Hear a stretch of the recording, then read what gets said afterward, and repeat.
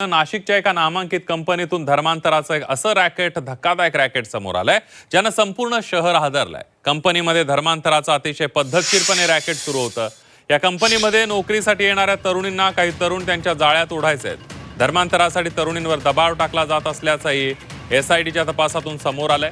या प्रकरणामध्ये पोलिसांनी दानिश शेख, तौसिफ अत्तार, निदा खानसह 6 जणांना अटक केलेली आहे।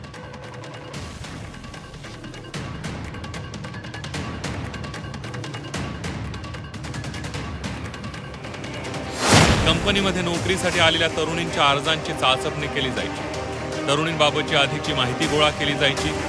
तरुणींबद्दल सखोल माहिती मिळाल्यानंतर हळूहळू त्यांचं ब्रेन वॉश केलं जायचं। या प्रकरणात तरुणच नव्हे तर विशिष्ट धर्माच्या तरुणी देखील होत्या। तुला हा पोशाख छान दिसेल, एकदा ट्राय करून बघ असं सांगत हिंदू तरुणींना मानसिकदृष्ट्या तयार करायचं। अशाच प्रकारे कंपनीतील एका तरुणीला आता अटकेत असलेल्या आरोपींनी जाळ्यात होतं। दरम्यान यानंतर तरुणीच्या वर्तणुकीत मोठा बदल झाल्याचं पाहायला मिळालं। गेल्या 1 वर्षापासून तरुणीनं लिपस्टिक लावणं बंद केलं होतं। सलग 2 वर्ष तरुणीनं महिनाभर रोजा ठेवला होता। या प्रकरणाची तक्रार आल्यानंतर पोलीस वेषांतर करून कंपनीत दाखल झाले। ऑफिसच्या मीटिंग दरम्यान आरोपींचं अश्लील वर्तन पोलिसांच्या नजरेस पडलं। 40 पेक्षा जास्त सीसीटीव्हीची तपासणी केली, तसंच ठोस पुरावे जमा करून आरोपींना अटक केली।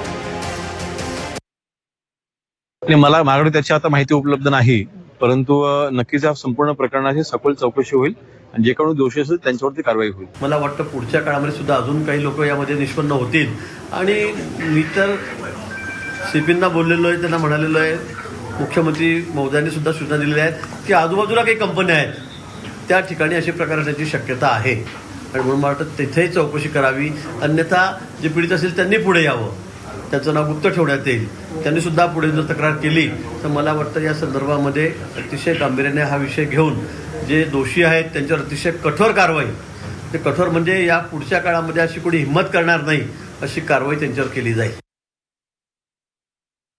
आता कॉर्पोरेट जिहाद आमची सरकारकडे एकच मागणी आहे का ह्या ज्या नीच प्रवृत्तीचे हे जे लोक आहे यांच्यावर मकोका अंतर्गत कारवाई करण्यात आली पाहिजे, कारण की इथून पुढं हा कॉर्पोरेट जिहाद हा निस्तेनाबूतच झाला पाहिजे अशी आमची मागणी आहे। आम्ही विनंती आहे की यांच्यावर मकोका अंतर्गत कारवाई करून यांना चांगली सजा शिक्षा मिळाली पाहिजे।